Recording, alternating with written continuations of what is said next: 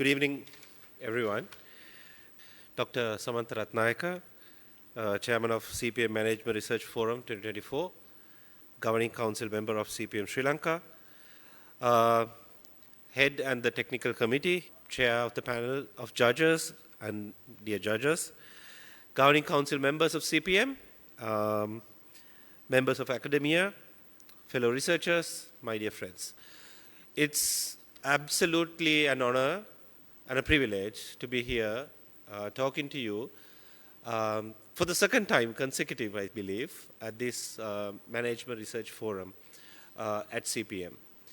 I really love this event, not because of anything, but because of the sheer value this research forum adds to the industry. There's one reason I fight it, one of the main reasons I fight with my one of my assistants, my colleagues, who's helping me with my calendar, is that I want to accommodate as much as possible the request that I get to gather data for different researchers happening in Sri Lanka, hoping that it would add value back to the country, especially on the digital payments. However, unfortunately, whenever I have a conversation, I just do a background understanding. We have a slight discussion with the fellow researchers, and then they kind of discuss the scope.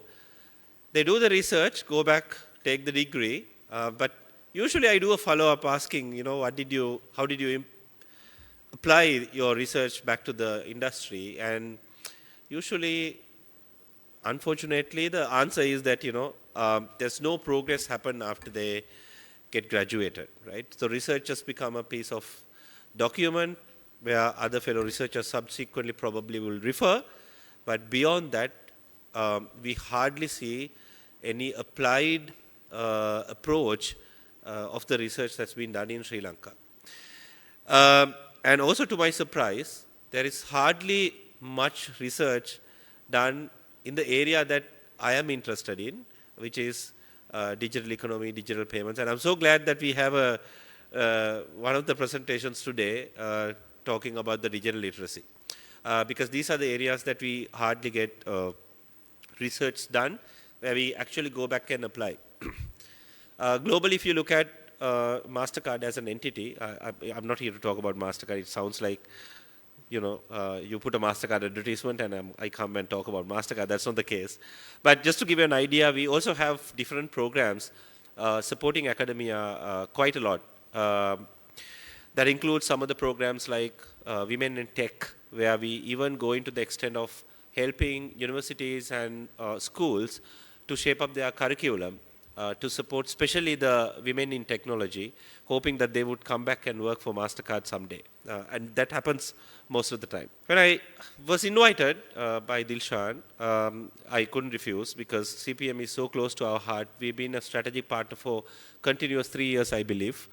But I was thinking what to speak, because when you talk to a research forum, unlike a different other forum, you have to give something back for you to take, right?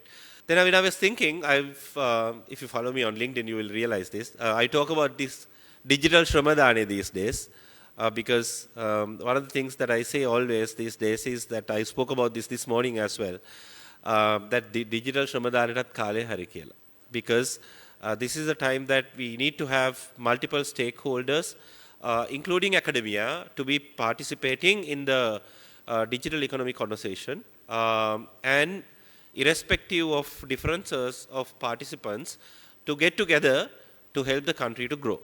So there are 5 areas that I usually talk about, and I'm so glad some of the research done is actually in line with what I talk these days. One of the main thing is helping SMEs and MSMEs. As you know, SMEs, MSMEs, there are about 90% of the establishments in Sri Lanka is actually belonging to this segment, registered plus unregistered. And digitization of these entities, forget about digital payments, that will come later. But digitization for them to reach out to the world to sell their products and services online, use digital for their process improvements is quite significant, and this is something that we have to work as a country. So it's really heartwarming to see that we have a research done on that area. The second one I talk about is enablement. Enablement of digital, you have to play certain rules, certain tricks in the country. And one of the key things that we can do as a country is to enable public transportation.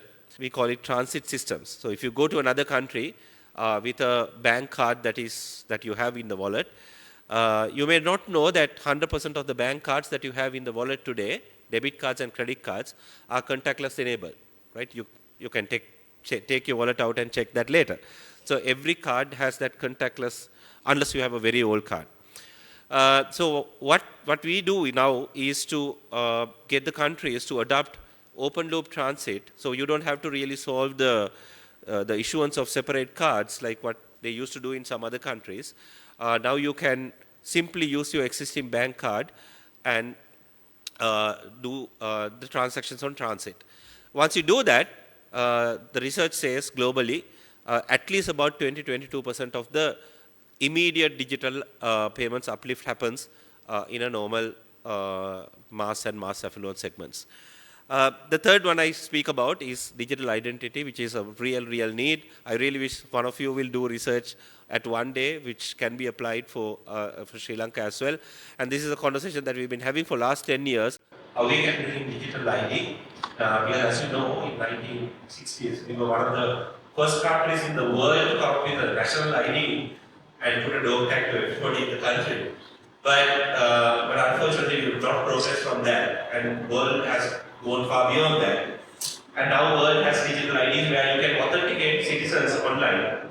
And by authenticating citizens online, you can provide various other digital services. That includes open banking, digital KYC, etc. The fourth one I speak these days is cybersecurity, which is very important. I spoke about this morning as well at the Internet Governance Forum. That cybersecurity in Sri Lanka is also yet to improve, because I work with almost all fintechs in the country today. And we have 28 mobile applications. This one 28, right? We have 28 mobile applications today, and we have 2 more applications coming up for next quarter. So we'll have 30 mobile apps in the country to cater to 20 million people. And when we have conversations, usually the security aspects comes at a very late stage of the implementation, which is completely wrong. So what we say is security as an approach has to be from the design. So get the security expert to sit with you at the very first brainstorming discussion when you are launching a digital product. And the last one I talk about is adopting data-driven decision making, and that's what I want to speak with you today. Right? Sri Lanka as a country, even for corporates, forget about the government for now. Government is yet to be there. But even for corporates, decision-based, the data-based decision making is really lacking. So what happens is, either somebody top level decides that I need to do this particular solution because I have seen it somewhere else, so I think it is applicable for the market. And somebody senior come and say, oh, the board member raised this question at the board meeting, and everybody goes and implements it. Otherwise, what you do is, your CEO comes and says, there is something that I would like to do, be it marketing or something else. You put a advertisement, or you invest in the places where your CEO travels. So your CEO sees your advertisement wherever he travels, and he is very happy. So he gives you the promotions, and you are happy as well. And none of these approaches are data-driven approaches, but unfortunately this is the reality in the country and the most of the places at the ground level, right? So I just want to talk to you on the importance of data-driven decision making, and also some of the technologies that you can use, including AI, how it can support. So 3 areas that I can highlight the importance of decision making is, one is enhanced accuracy of your decisions. Like as an example, now we work with Maldives government, so I handle both Sri Lanka and Maldives. And we also work with Sri Lanka Tourism and Sri Lankan Airlines, where we extend one of our platforms for them to make decisions based on some of the data which is available when it comes to travel. So what happens is, we call it Tourism Insights. You get insights relating to who comes to Sri Lanka, from which corridor, and how much they spend, where they would like to go, what is the seasonality, and what airlines they take, what do they like to do, what do they eat, etc. And based on that, you can optimize your marketing dollars in a way that you spend to a country where you have better ROI for Sri Lanka. Because otherwise, what we typically do is, I'm just giving you one example in each area. Otherwise, what we typically do is we look at the immigration data and we say, so many people came from China, so many people came from India, so we need to go and spend money promoting tourism in India or any other country. Hypothetical example. Instead of doing that, we can tell you, this is the best way to approach. You might have, in terms of number of arrivals, there could be, let's say Germany as an example. Germany could be number 5 or 6. But in terms of spend, it could be number 2. So you go and spend money in Germany, your return would be 2x rather than spending money in China. It's a hypothetical example, but I wanted to simplify and give you an example. So it's very, very important that you look at your data and get a database decision to make a decision. Second one I want to talk to you is the predictive insights. Anybody follows F1 here? F1, Formula 1? No? Yeah, we have one, half a hand. Oh, whenever possible, yes. At least I have one friend. So if you've seen the recent Abu Dhabi F1, McLaren's won the 2024 Constructors Cup, right? And McLaren's main partner is MasterCard. And when we MasterCard tie up with this sponsorship globally, so many F1 fans, and we have crazy F1 fans in the country, they reach out to me and ask me, are you guys crazy? Because in 2022, McLaren's was number 5. 2023, McLaren's was 4th. And the typical question is, why are you investing money on a team which is number 4 and 5 consecutively, instead of investing money on ABCD, I don't want to name brands. But if you read the quantum marketing book by our Chief Marketing Officer Raja Rajamana, he talks about the newer approaches that we have to take when it comes to marketing. Like how physics is changed to quantum physics. Typical marketing may not be relevant for today's context. So you have to adopt some newer techniques. And we talk about quantum marketing with that approach. So we went ahead. We have data said this is the best team to sponsor. A lot of people didn't believe in us. We sponsored that, and they won the cup. And we got a really, really good visibility for a lower dollars to spend, because we had a bargaining power there. Third one is efficiency and optimization. How you can actually adopt data-driven decision making for improve your efficiency and optimization. I give you another example how we score the transactions for frauds and risks and etc. So today at MasterCard we process about 500 million transactions a day. If you really calculate, that's like 6,500 transactions per second. 5 billion divided by number of seconds a day. So even before you say 6,500, we process another 6,500, right? But the power of the network is that we use all the possible data points that we have. That includes the location of the transaction, the mode of the transaction, details of the issuing bank, the customer's history, merchant's history, merchant's location, device they initiated, how they initiated the transaction, and so many other data points. And we give a score to each and every transaction that we process from 1 to 998, right? Don't ask me why not 0, why not 999. Those are the typical questions I get. The point is, every transaction we score. And then based on that score, our issuers can take a decision whether to approve the transaction or not. How much of a risk that they have of that particular transaction. So these are some of the examples of improving efficiency and optimizing by combining your technology and data-driven decision making and take an informed decision rather than taking a decision of your guts. But let me make it very clear. It's not about your data or how much of a technology you use. It's all about how you use it. Yeah, how you use it. Like as an example, a lot of people now I just lean towards the AI and ChatGPT, etc. A lot of people these days talk about the newer trend of prompt engineering, right? I'm sure all of you use ChatGPT and any form of prompt engineering. I mean, do we have anybody not using ChatGPT? No. Yeah, thank you. So if you don't use, please use, right? And use it for research as well. Now it's, as long as you say that you are using prompt engineering, it's okay, I believe. So a lot of people now say, the good old days, when you go to school, the biggest challenge that we have is answering questions. Biggest challenge is answering questions. But now our biggest challenge is what? Biggest challenge is asking the questions.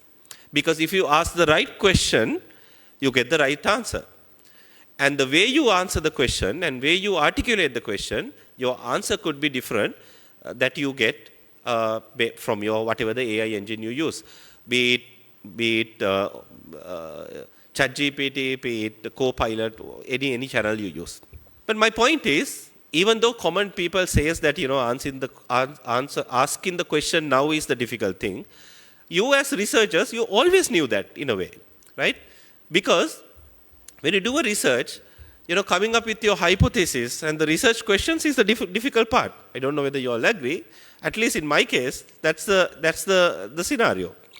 You come up with your right hypothesis and you come up with your right research questions, then you follow the research methodology and your research is much easier, right? And if you don't get your research hypothesis and the questions right, then it's a challenge.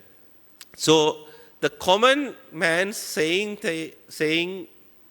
asking questions is difficult may not be applicable for the fellow researchers because you've been always doing this as a habit to come up with the right questions, to ask the right questions. So if you combine these two together, the technology that you have and the capability that you have developed to ask right questions, I think as a country and as different industries, we are walking into a fantastic era of leveraging technology to drive business efficiency and, of course, the growth of our country. But I'm slightly worried about the nature of overusing artificial intelligence and ChatGPT and etc. Because in a way, we have been always using, whether you like it or not, you've been always using AI. If you are using Google Maps, or any other maps for that matter, sorry for naming anything, you're using AI. If you are using an email from a proper provider, you're using AI. If you are using a Google phone or Apple phone, you are not unknowingly or knowingly using AI. So you've been always using AI in some form, right? But the challenge is that we will become over-dependent on it, negating the power of our human brain. That is a fear that I always have. And I believe everybody will understand this, and at least large corporates understands this. That is why Microsoft named their AI engine as Copilot, as not as Pilot. So Pilot is always you, and your Microsoft tool becomes just the Copilot for the pilot to take a decision, right? So as an example, good old days, whenever we want to find a place, so somebody come and call us and tell us, you come to this place. Do we have Google Maps at that time, like good 90s, good old days? No, we didn't have. But somehow we found the place, probably the same time that takes today. But today, even though we know the road, sometimes, even for you to come from office to home, Sometimes you use Google Maps to see how much of time it will take, etc., right? So there is a little bit of a dependency that we are building, whether we like it or not. Like as an example for me, I'm so used to Copilot now. Even a small email, I get Copilot to draft it. So I am slightly concerned about us naturally becoming over-dependent on AI-based tools and letting go of our human brain capacity, which we should not do. And that's exactly what we'll address with these kind of forums. For us to, of course, use the technology and use the available information that we have, but put our human brain power to take a decision and give a quality input to our organizations. Having said all that, there is something that computers were not able to address yet, at least, that we have humans as a quality. Any volunteers? What is the main quality that AI is not yet, or at least trying to address, which humans don't have? That is the curiosity. Curiosity, that quality human processors, is something that computers would take a long time to at least get. We are a curious set of creatures. That's why we go to moon. That's why we want to explore the sea. That's why we take a submarine and go and see the Titanic, right? We want to explore. We want to explore more, and that will lead us to do more technology and explore more technology. Probably one day it will match the curiosity, but as of today, there is no match to human curiosity. And that's something that will adopt generally in research, even on the business side, to come up with innovations in your organization, to say, okay, I am little curious to do the business in a different way than how I do the business today. And if I do it differently, and if it's palatable to my customers, I am successful. So I have long list of points, but I think we are pressed for time. So with that, I would like to congratulate again to CPM for doing this kind of a forum, which really adds value to all our industries, irrespective of what industry you represent. And I really wish that other academia and other institutions in Sri Lanka would do more of this to apply the research back to the industries and add value. And with that, I wish you all the very best, all the medal winners, all the winners today. Congratulations. You are at a fantastic place with CPM. And to CPM, thank you very much for inviting me, Dilshan, and the team. And I wish you all the very best. Thank you.